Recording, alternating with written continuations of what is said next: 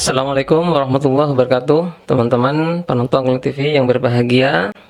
Di video ini saya jelaskan tentang perbedaan antara sholat istikharah dan sholat sunnah lainnya, di mana perbedaan ini sekaligus bisa meningkatkan peluang keberhasilan sholat istikharah yang kita kerjakan.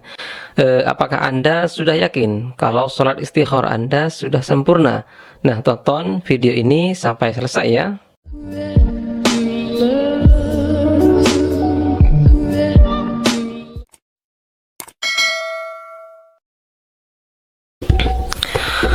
Sholat istikharah adalah sholat sunnah 2 rakaat yang tujuannya untuk memohon petunjuk kepada Allah Subhanahu wa Ta'ala tentang suatu perkara, apakah perkara itu baik atau tidak baik.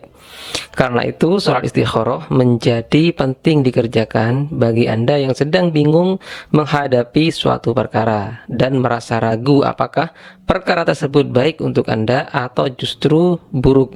Dengan sholat istikharah, insya Allah SWT akan memberi petunjuk kepada kita.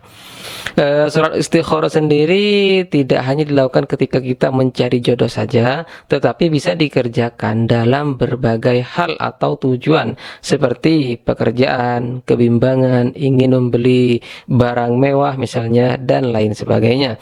Karena hakikat sholat sunnah ini adalah untuk mendapat petunjuk dari Allah Subhanahu wa Ta'ala tentang mana yang baik dan mana yang tidak baik. Wallahu a'lam.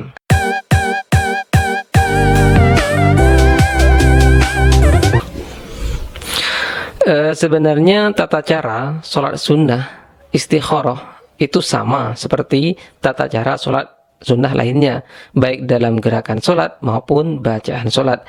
Yang membedakan sholat istikharah dengan sholat sunnah lainnya itu hanya 2 hal, yaitu niat dan bacaan surat Al-Quran. Pertama, saya bahas masalah niat sholat istikharah dulu ya. Innamal a'malu binniyat, setiap perbuatan itu tergantung pada niatnya. Sholat istikharah pun demikian. Anda tidak bisa melaksanakan sholat istikharah tapi melafalkan niat sholat yang lainnya, sebab niat sholat istikharah itu berbeda dengan niat sholat sunnah lainnya. Adapun niat sholat sunnah istikharah yaitu usolli sunnatal istikharati rakaataini lillahi ta'ala, yang artinya aku niat sholat sunnah istikharah 2 rakaat karena Allah Ta'ala. Satu lagi, niat ini dilafalkan cukup di hati saja, tidak perlu diucapkan dengan keras, karena para ulama sepakat bahwa niat itu hakikatnya perkara hati, ada di hati.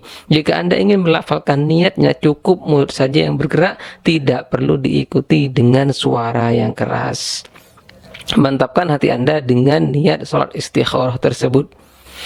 Kemudian yang kedua, perbedaan lain sholat istikharah dengan sholat sunnah lainnya yaitu terletak pada bacaan surat Al-Quran. Syarat sahnya sholat itu adalah surat Al-Fatihah. Karena itu dalam sholat apapun, entah sholat wajib maupun sholat sunnah, maka surat Al-Quran pertama yang wajib dibaca adalah surat Al-Fatihah, baik pada rakaat pertama, kedua, ketiga, atau keempat. Hal ini juga berlaku bagi sholat istikharah. Namun bacaan Al-Quran setelah membaca surat Al-Fatihah dalam surat istikharah menjadi pembeda dengan sholat sunnah lainnya. Tentang bacaan surat pendek setelah Al-Fatihah ini, para ulama pun berbeda pendapat. Ada ulama yang menyatakan boleh membaca surat Al-Quran apa saja yang dihafal. Akan tetapi ada ulama lain yang menyatakan bahwa akan lebih baik atau dianjurkan atau disunnahkan jika membaca surat khusus. Salah satu ulama yang berpendapat seperti ini adalah Syekh Wahbah Az-Zuhaili dalam Fikih Islam wa Adillatuhu. Menurut beliau, membaca surat khusus ini hukumnya sunnah. Adapun surat khusus itu ada 2, yaitu surat Al-Kafirun pada rakaat pertama dan surat Al-Ikhlas pada rakaat kedua. Jadi silakan teman-teman yang ingin memohon petunjuk kepada Allah Subhanahu wa Ta'ala melalui surat istikharah bisa membaca 2 surat yang disunnahkan ini jika hafal. Jika tidak hafal, bisa membaca surat lain yang Anda hafal. Karena hakikatnya Allah Subhanahu wa Ta'ala tidak memberatkan seorang hamba dalam beramal atau beribadah. Nah, itulah yang membedakan sholat istikharah dan sholat sunnah lainnya. Setelah keduanya, bacaan sholat istikharah adalah sama dengan bacaan sholat lainnya, termasuk dalam masalah tumakninah. Anda harus tumakninah dalam menjalankan ibadah sholat, baik sholat wajib maupun sholat sunnah. Tumakninah artinya diam sebentar dan tidak terburu-buru. Jumhur ulama dan mayoritas ulama berpendapat bahwa tumakninah termasuk rukun atau syarat rukun yang dilakukan saat ruku, iktidal, sujud, dan duduk di antara dua sujud. Ada sebuah hadis yang menerangkan tentang pentingnya tumakninah dalam sholat. Rasulullah SAW pernah bersabda yang artinya, kalau kamu berdiri ketika sholat, maka berdirilah dengan tumakninah. Kalau kamu ruku, rukulah dengan tumakninah. Kemudian berbuatlah demikian dalam sholatmu. Hadis riwayat Imam Bukhari, Muslim, dan Ahmad dari jalur Abu Hurairah.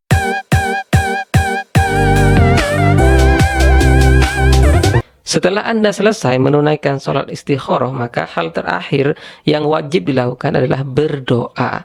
Tentu saja doa istikharah itu adalah doa yang sifatnya memohon petunjuk kepada Allah Subhanahu wa taala. Tetapi sebelum berdoa, Syekh Wahbah Az-Zuhaili menerangkan bahwa dianjurkan atau disunahkan membaca hamdalah dan sholawat kepada Nabi Muhammad SAW terlebih dahulu. Baru setelah itu berdoa dengan doa istikharah. Seperti apa sih doa istikharah itu? Silahkan Anda hafalkan doanya berikut ini. A'udzubillahi minasyaitonirrajim. Bismillahirrahmanirrahim. Allahumma inni astakhiruka bi'ilmika wa astaqdiruka biqudratik wa as'aluka min fadlikal azim fa innaka taqdiru wa la aqdiru fa ta'lamu wa la a'lamu wa anta 'allamul ghuyub. Allahumma in kunta ta'lamu anna hadzal amra khairun li fi dini wa ma'ashi wa akibati amri faqdurhu li wa yassirhu li thumma barik li fi wa in kunta ta'lamu anna hadzal amra syarrun li fi dini wa ma'ashi wa akibati amri fashirhu anni washrifni anhu waqdur lil khaira haitsu kana thumma ardini.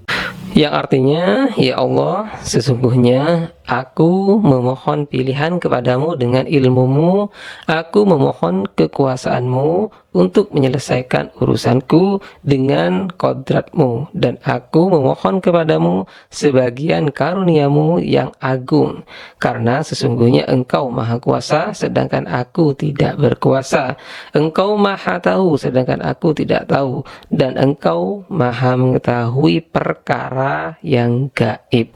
Ya Allah, jika engkau mengetahui bahwa urusan ini baik untukku dalam agamaku, kehidupanku, dan akibatnya bagiku, maka takdirkanlah dan mudahkanlah urusan ini bagiku. Kemudian berkahilah aku dalam urusan ini. Dan jika engkau mengetahui bahwa urusan ini buruk untukku dalam agamaku, kehidupanku, dan akibatnya bagiku, maka jauhkanlah urusan ini dariku, dan jauhkanlah aku dari urusan ini, dan takdirkanlah kebaikan untukku dimanapun. Kemudian jadikanlah aku ridho menerimanya. Oke teman-teman sekalian, demikianlah sekilas informasi yang bisa saya terangkan dalam video ini tentang sholat istikharah dan doanya. Lantas bagaimana cara mengetahui bahwa Allah telah memberi petunjuk kepada Anda setelah menunaikan sholat istikharah? Tentang hal ini insya Allah saya bahas di video selanjutnya, lengkap dengan waktu terbaik untuk melaksanakan sholat istikharah dan juga cara-cara Allah menurunkan petunjuknya kepada hambanya yang sholat istikharah. Jadi silakan subscribe channel ini dan aktifkan notifikasinya untuk mendapatkan update video terbaru dari Klinik TV. Kurang lebihnya mohon maaf dan semoga bermanfaat. Wallahul muwaffiq ila aqwamit thoriq. Wassalamualaikum warahmatullahi wabarakatuh.